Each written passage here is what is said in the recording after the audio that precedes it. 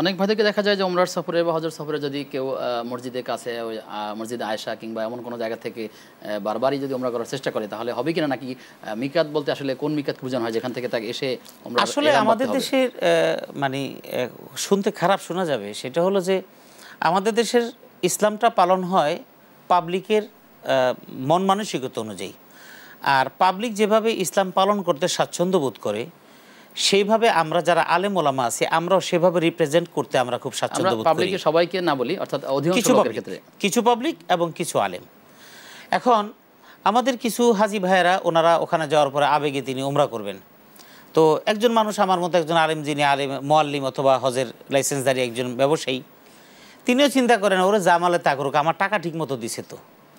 আর যদি তার যদি মতের বিরুদ্ধে আমি যেতে আগামী বছর সেও হজে আসবে না, উমরা আসবে না, আর কোনো প্যাসেঞ্জারও আমাকে দিবে না, অসুবিধা নেই, তুই জান্নাতে যাস জাহান্নামে যাস সেটা তোর ব্যাপার, আমার মাল ঠিক মতো আমারে দিলেই হলো। এখন বিষয়টা কি, মসজিদে আয়েশা কেন্দ্রিক এই উমরার বিষয়টা কিভাবে আসলো? আয়েশা সিদ্দিকা রাদিয়াল্লাহু তাআলা আনহা আল্লাহ রসুলের সাথে যখন হজের সফরে গিয়েছেন, যখন ওখানে গিয়েছেন বা উমরার জন্য যখন গিয়েছেন বা যে কোনো সফরে যখন গিয়েছেন, যাওয়ার পরে সেখানে হজ করবেন, তাওয়াফ করবেন আর অন্যান্য আহকামাতগুলো পালন করবেন, আয়েশা সিদ্দিকা রাদিয়াল্লাহু তাআলা আনহা তখন মাসিক যে স্বাভাবিক অসুস্থতার মধ্যে পড়ে গেলেন। তো অসুস্থতা থাকাকালীন সময়ে বাইতুল্লাহ তাওয়াফ করা যায় না, এটাই হলো স্বাভাবিক, এটা মনের একটা আক্ষেপ, ইবাদত বন্দিগি করা যায় না।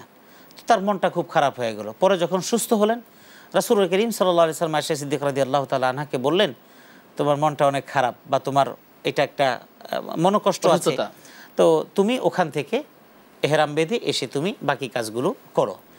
এই জন্য এটা মসজিদে আয়েশা, এই যে বিষয়টা এটা শুধুমাত্র আয়েশা সিদ্দিকা রাদিয়াল্লাহু তাআলা আনহার জন্য খাস।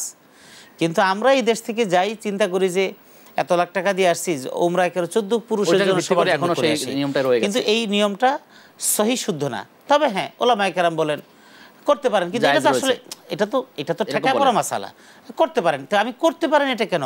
আল্লাহ রাসূল করেছেন, সাহাবায়ে কেরাম করেছেন না, সুতরাং আল্লাহ রাসূল করেন নাই, সাহাবায়ে কেরাম করেন নাই, আমি উমরা সফরে যাব, হজের সফরে যাব, আমার আনুষ্ঠানিক যেই কাজগুলো সেটা করার পরে আমি বাইতুল্লাহ বসে থাকবো, নামাজ পড়বো, বাইতুল্লাহর দিকে তাকিয়ে থাকবো, পাল্লা আমি তাওয়াফ করব, এটি আমার ইবাদত। দর্শক আছেন।